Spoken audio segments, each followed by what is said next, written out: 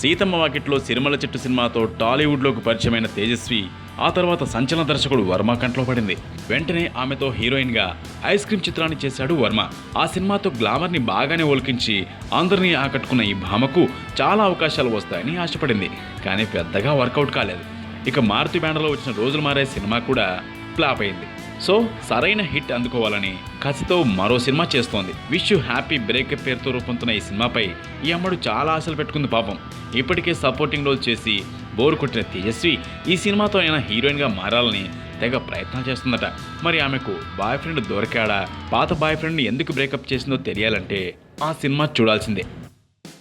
Goa beauty Ileana ఇప్పుడు చాలా ఓపెన్గా మాట్లాడేస్తోంది. ఆ మధ్య ఇలియానా గదిలోకి రాగానే ఒంటి చేత్తో బ్రా బయటికి లాగి మూలకు విసిరేస్తే ఆ కిక్కే వేరని చెప్పేసి అందరినీ షాక్ గురి చేసింది. దీంతో ఎమ్మడికి చాలా మైలేజ్ వచ్చేసింది. అయితే ఇటీవల ఓ హెల్త్ మ్యాగజైన్లో వచ్చిన ఇంటర్వ్యూలో సెక్స్ విషయంలో సిగ్గు పనికిరాదని చెప్పింది. ఈ విషయంలో అందరూ అవగాహన పెంచుకోవాలని చెప్పింది. సెక్స్తోనే మనసులోని ఆలోచనలు కంట్రోల్కి వస్తాయని చెప్పింది. నాకు తెలిసి సెక్స్ చేసుకున్న వాళ్ళు ఎప్పుడూ ఫిట్గా ఉంటారని తేల్చి చెప్పేసింది అమ్మడు.